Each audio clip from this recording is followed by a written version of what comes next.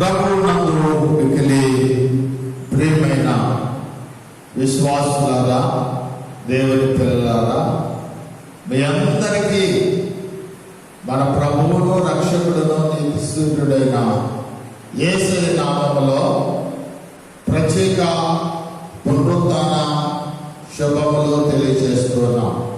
అందరూ బాగున్నారు కదా?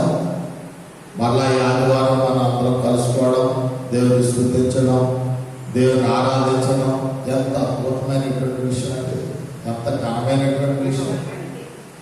ఒక క్రైస్తవ జనాంగానికే కాదు, భూమి మీద జీవించుచున్న ప్రజలందరికీ కలుగు మహా సంతోషకరమైన సువర్తమానాన్ని ఒక పండగలాగా పునరుత్థాన దినాన్ని దేవుడు మనకు అనుగ్రహించాడు. ఈ పండుగ దినమున మనం విలువైనటువంటి దీవెనలు ప్రభు దగ్గర నుంచి పొందుకోవాలా.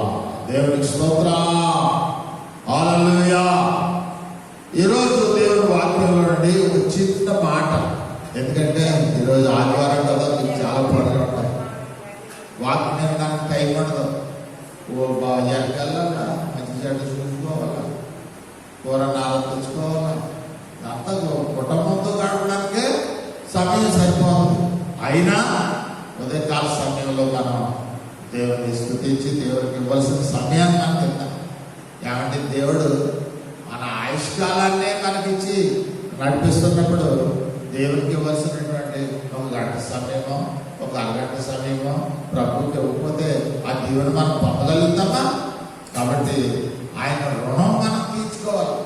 ఆయన రుణం చూడమండి, చాలా మంది ఎవరైనా అంటారు, మరి అంత కష్టపడి చూశారు, అంత కష్టపడి పెంచారు, అంత కష్టపడి మనకి సహాయం చేశారు, ఆయన రుణాన్ని నేను ఎలా తీర్చుకోవాలో నాకు తెలియడం లేదు, అంత ఆప్యాయంగా నాకు సహాయపడ్డారన్న. మరి దేవుడికి కొరకు సమస్తం త్యజించి ఆయన కొరకు ప్రాణం దాపోసి అంత విలువైనటువంటి పునరుత్థాన దినాన్ని మనకి ఇచ్చారు అంటే జయశీలుడుగా జైపోతే ఈ యొక్క దీవెనలు మనకు అనుగ్రహించినందుకు మనం ఎంతగానో ప్రభువు కృతజ్ఞతాస్తుతులు చెల్లించాలి. దేవుని వాక్యంలో చక్కటి మాట ఉంది. రాజని దావీదు అంటున్నాడు, 21వ అధ్యాయం 10వ వచనంలో, దైవ గ్రంథంలో క్షమించండి 25వ అధ్యాయము, కీర్తన గ్రంథం 25వ అధ్యాయము 1వ వచనం, యెహోవా నీ దిక్కులకు చూచి నా ఆత్మను ఎత్తుకొనుచున్నాను, నా దేవా నీ యందు నమ్మిక ఉంచున్నాను. ఏమంటే దేవునికి ఏదైనా ఒక ప్రత్యేకమైన దిక్కు ఉందనుకుంటున్నారా? అసలు ఆయనే మనకు దిక్కు లేని వారికి దేవుడే దిక్కు పట్టరు కదా. ఎంతమంది దిక్కు లేని ప్రజలు లేదు. ఈరోజు కరోనా వ్యాధి వల్ల మరి తల్లికి పిల్లల తల్లి ఒకరొకరు దూరమైపోయి ఎంతగా మానసికంగా కృంగిపోతుంటారు. అలాగే అనేక మంది ఈ ప్రయాణాలు చేసి వారు ఉండవలసిన స్థలంలో ఉండక వేరే వేరే స్థలాల్లో నివాసం చేసి తినడానికి ఆహారం, ఏ విధమైనటువంటి భవిష్యత్తు నీడ నిప్పు లేకుండా బ్రతుకుతున్న ప్రజలు ఉన్నారు. వీళ్ళంటే ఎలాంటి వారని దిక్కులేని వారిగా భావిస్తూ ఉంటారు. కాబట్టి దిక్కులేని వారిగా మనం అంటే అసలు మనల్ని బ్రతకగలమా? మన జీవితాన్ని గడపగలమా? మనం దేవుని స్తుతించగలమా? దేవుడే మనల్ని ఇంత చక్కటి ఆరోగ్యం ఇచ్చి నడిపిస్తున్నాడు కనుక మనం దిక్కులేని వారమైనా, తల్లిదండ్రులు లేని వారమైనా, అన్నదమ్ములు లేని వారమైనా, అక్కచెల్లెళ్ళు లేని వారమైనా, కావలసినటువంటి బంధువులు మిత్రులు లేని వారమైనా మనకు ఒక ఆయన ఉన్నాడండి. ఆయనే మన అద్భుతమైన జీవితానికి మూలకారకుడు. దేవుని స్తోత్రం. కనుక ఆదివారమే కాదండి, అన్ని దినాలు మనయ్య, అన్ని దినాల ఆరోగ్యం, అన్ని దినాల ఆనందాన్ని ప్రభు మనకి ఇస్తున్నాడు. మనం పాడదాం. ఆదివారమైన సోమవారమైన, ఆదివారమైన సోమవారమైన, మంగళవారమైన బుధవారమైన, మంగళవారమైన బుధవారమైన, గురు శుక్రవారమైన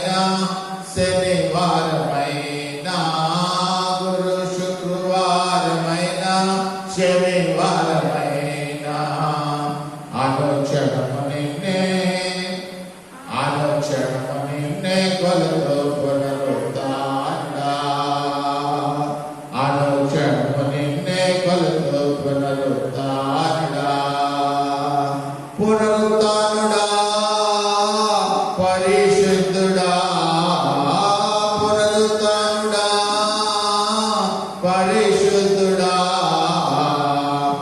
అనుక్షణము నిన్నే కొలుతూ పునరుత్థానుడా. హల్లెలూయా. కనుక ఏ దినాన్నైనా ప్రభువును స్తుతించే భాగ్యాన్ని ప్రభు మనకు అనుగ్రహించాడు. కనుక రాజైన దావీదు నీ దిక్కులకు చూచి నా ఆత్మను ఎత్తుకొచ్చున్నాను అంటున్నాడు. అంటే నిజంగా రాజైనటువంటి దావీదు కీర్తన రాసినప్పుడు రాజు కాదు, రాజు అయితే ఎందుకని ఆ మాట ఉపయోగిస్తాడు? ఎందుకు ఆ మాట ఉపయోగిస్తాడు అంటే ఈ కీర్తన భాగంలో ఈ విషయాన్ని మనం బాగా గమనించవచ్చు. 25వ అధ్యాయము 15వ వచనంలో ఒక చక్కటి మాట, నా కను దృష్టి ఎల్లప్పుడూ యెహోవా వైపునకే తిరిగి ఉన్నది, ఆయన నా పాదములను వలలో నుండి విడిపించెను, నేను ఏకాకిని బాధపడివాడను, నా వైపు తిరిగి నన్ను కరుణింపుము, నా హృదయ వేదనలు అతి నిష్ఠారములు, ఇక్కట్టులో నుండి నన్ను విడిపింపుము అని కీర్తనలో ఒక్కొక్క వచనం తను ఏదో బాధలో ఉన్నాడు, ఏదో చెందులో ఉన్నాడు. ఏమంటే బాధ నీకు లేదా, నాకు లేదా? మానసికంగా మీరు నేను కృంగిపోవడం లేదా? మానసికంగా దెబ్బతింటం లేదా? ఎవరు బాగున్నాడు? ఎవరు ఆరోగ్యం ఉంది? ఎవరికి ఆనందం ఉంది? ఎవరికి స్థిమితం ఉంది? ఎవరికి లేదు. కానీ స్థిమితాన్ని ఇచ్చేవాడు ఒక ఆయన. అందుకే భక్తులైనటువంటి వారు పాట పెట్టారు కదా, సంతోషం ఎక్కడ ఉందని, సమాధానం ఎచట నాకు దొరికేనని, సంతోషం ఎక్కడ ఉందని,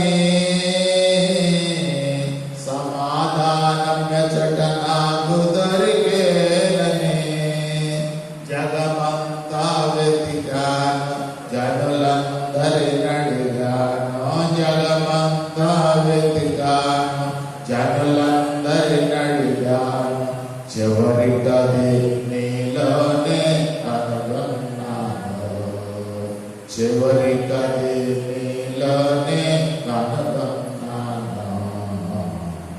ఎంత మంచి దేవుడవయ్యా యేసయ్యా, చెప్పడం తీరేనయ్యా నిన్ను చేరినా, చెప్పడం తీరేనయ్యా నిన్ను చేరినా. కాబట్టి ఎవరి దగ్గరికి వస్తే తీరుతాయని చెప్తారు? ఏసై దగ్గరికి రావాలి. ఏసై దగ్గరికి వస్తేనే వస్తున్నాం కాబట్టి చెప్తూ తీరుతున్నాయి. ఎన్ని సాక్ష్యాలండి, ఎన్ని అద్భుతాలండి, ఎన్ని ఘనకార్యాలండి, ఎన్ని మేళ్ళండి. దేవుని మహాకృపని బట్టి దాదాపు ఈ కరోనా వ్యాధి మా ఇంటి చుట్టూ వచ్చింది కానీ నాకు రాలేదు. మా దేశాలన్నీ వచ్చినాయి కానీ నాకు రాలేదు. దేవుడు ఏదో పిట్లో పెట్టినట్టుగా నాకు దాచాడండి. ఇలాంటి సాక్ష్యాలు ఎంత అద్భుతంగా మనం వింటున్నాం. కాబట్టి చింతలు ఉన్నాయి. నీ భర్త గురించి నీకు చింత లేదా? నీ భార్య గురించి నీకు చింత లేదా? నీ పిల్లల గురించి నీకు చింత లేదా?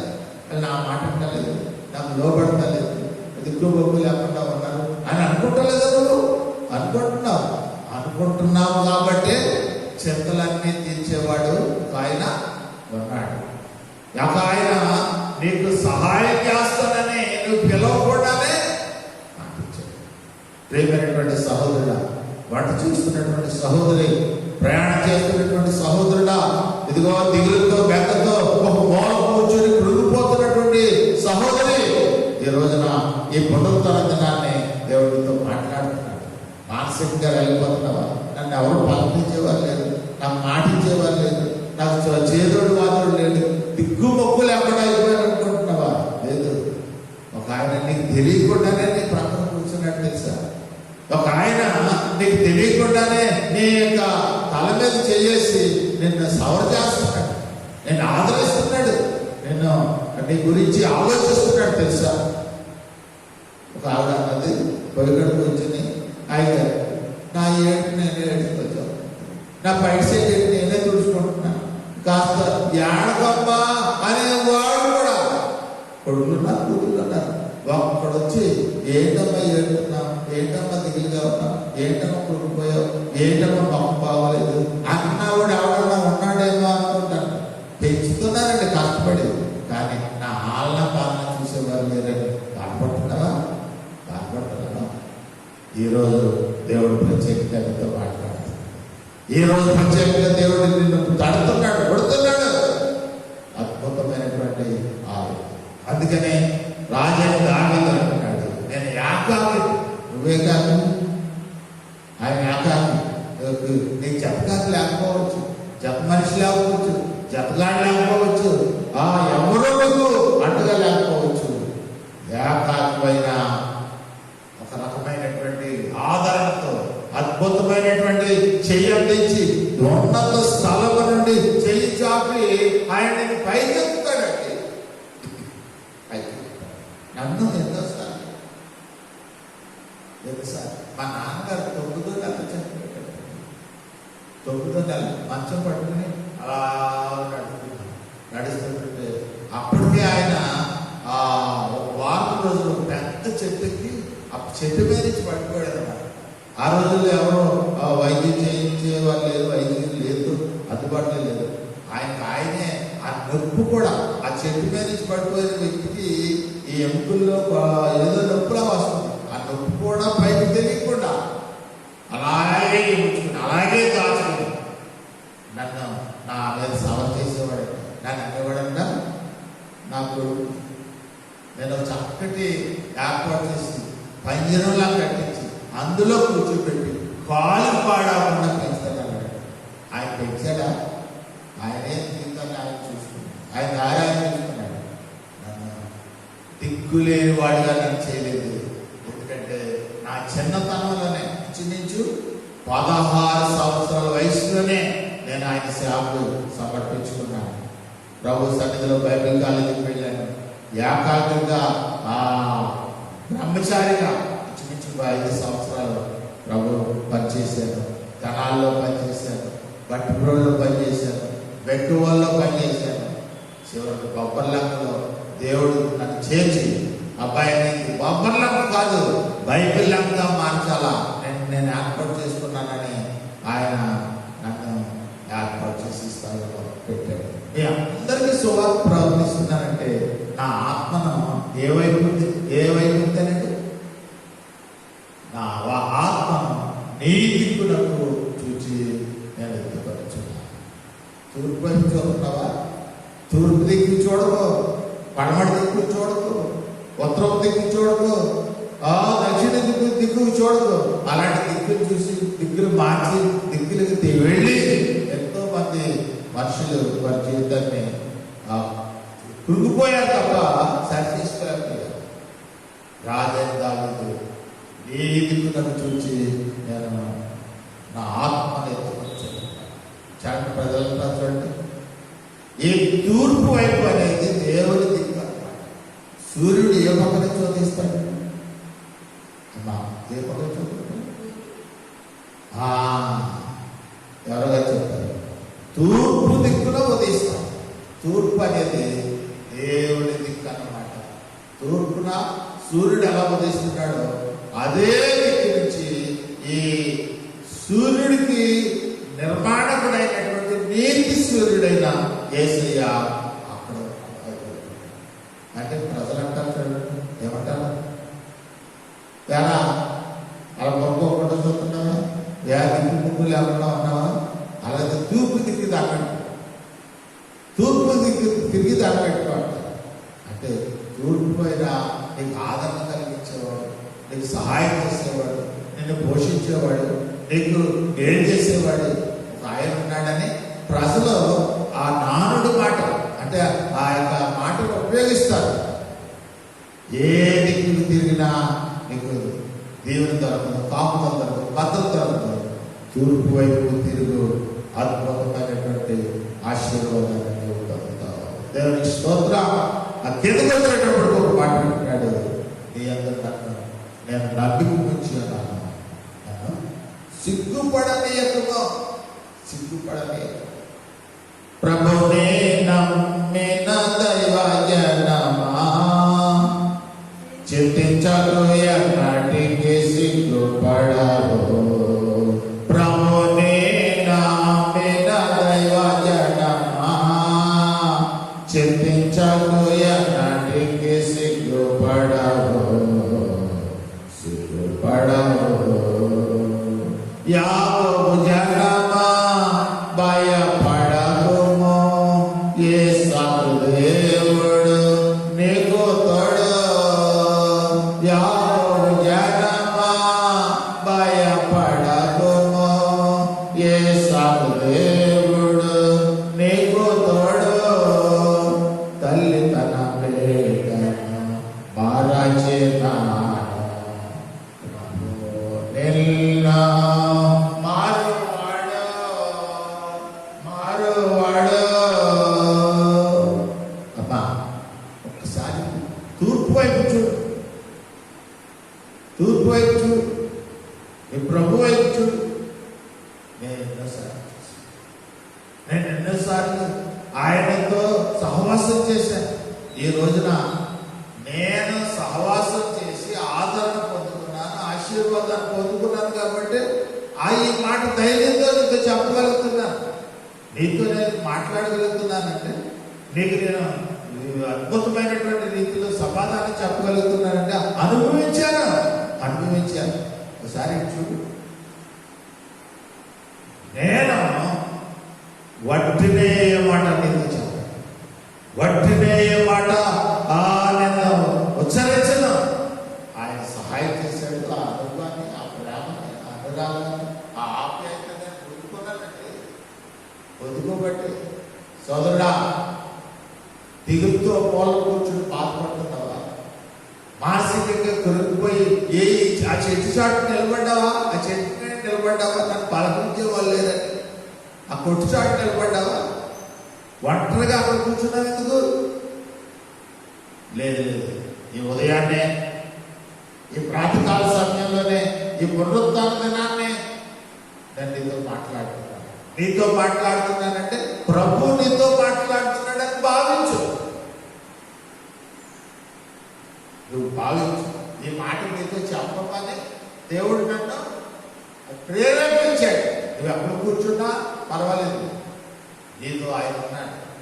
ఆయన నీకు సమాధానం చెప్పడానికి, నీకు జయం ఇవ్వడానికి, నిన్ను ఒక దారికి తీసుకురావడానికి, నువ్వే నాతో సాక్షి చెప్తావు. ఎప్పటికైనా సరే ఆ మాట నువ్వు నీ జీవితంలో నెరవేరినప్పుడు, ఆ కార్యం నీ పట్ల జరిగినప్పుడు, అయ్యా పలానా దినాన్ని ఆ ఆదివారం నాడు మరి దైవ సేవకుడు అయినటువంటి జోసెఫ్ రాజు గారు నీతి సూర్యుడు అందరూ బైబిల్ అంగలో నుండి నాతో మాట్లాడారు.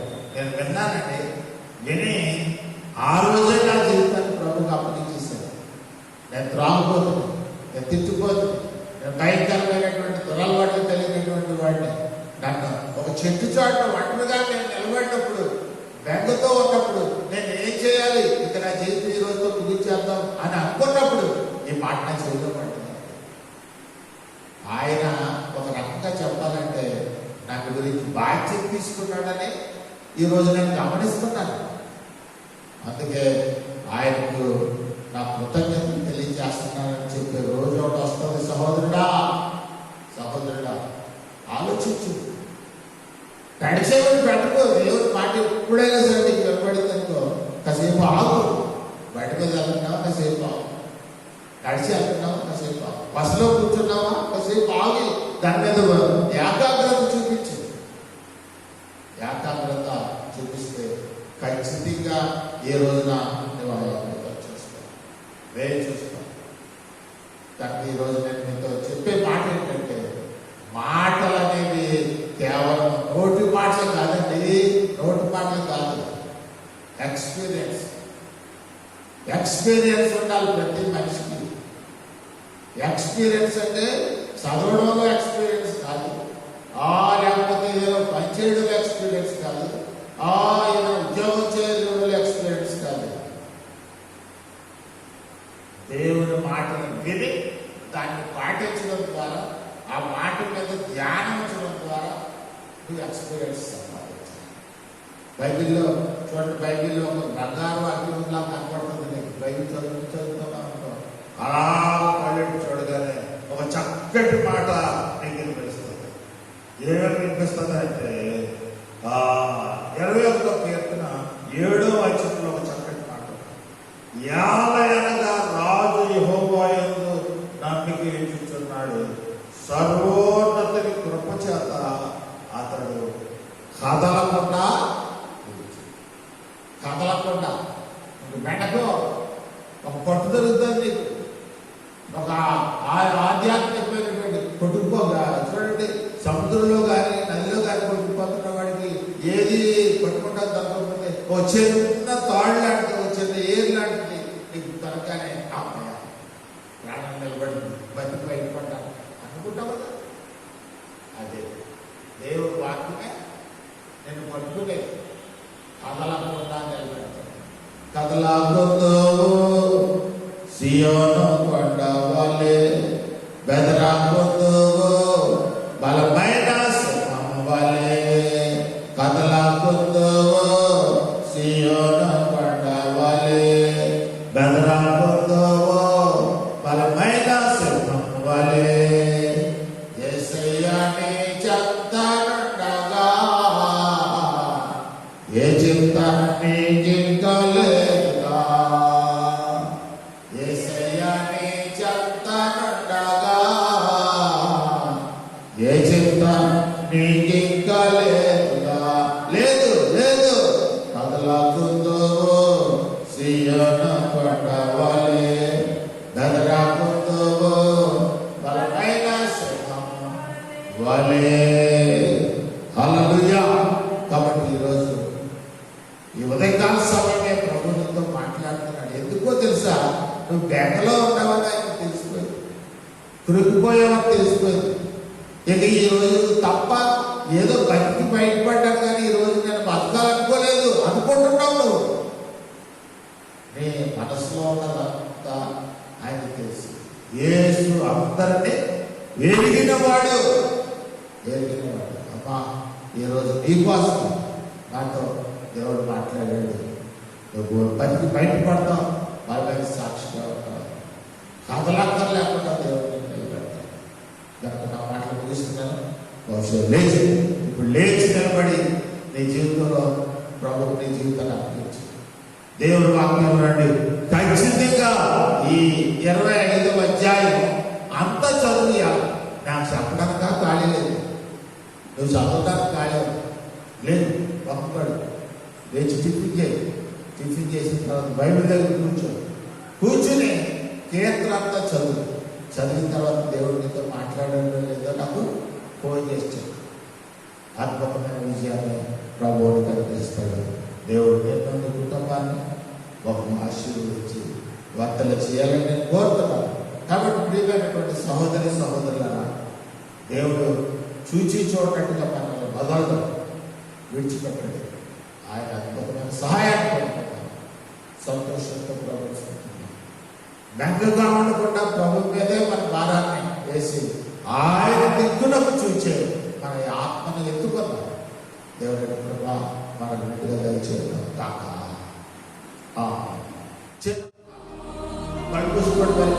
ఒక ఎక్కడున్నా నా మాటల వైపు నేను దృష్టి ఉంచాను. అవసరమైన ప్రార్థనించాను, చేతి జోడించాను. ఎంత బెంగలో ఉన్న ఆలోచన పక్కన పెట్టి దేవుడితో మాట్లాడాడు. ఆయన ప్రత్యేకమైన ఈరోజు కార్యం చేయడం మహోన్నతమైన వార్తని పరిశుద్ధ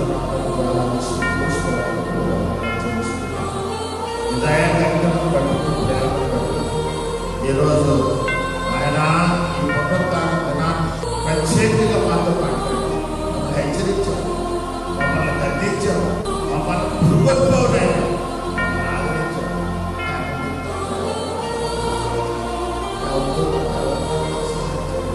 ఎవరున్నారు మా వైపు చూడడానికి?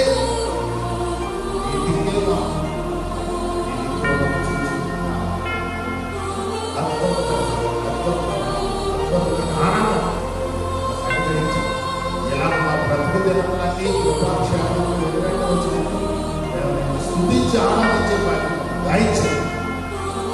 సమస్త ఆశీర్వాదాలు ఈ దినం లైవ్లో నేను మాటలు విన్న ప్రతి కుటుంబాన్ని ప్రతి వ్యక్తిని పేరు పేరు వస్తూ దీవించి వారిని ఆశీర్వదించి ఈ ఆశీర్వాద హస్తంతో వారిని ఈ రోజు వారు ఏ పని చేసిన వారు కలిసి వచ్చేటట్టు సహాయం చేయండి. యేసు పరిశుద్ధ ఆమేన్. అందరికీ వందనాలండి. ఇంకా ప్రార్థన చేయండి. ఆ ప్రార్థనలో ఈ క్షేమాన్ని ఎప్పుడు మేము ఈ క్షేమం మా క్షేమం ప్రభుత్వం తీర్చుతాక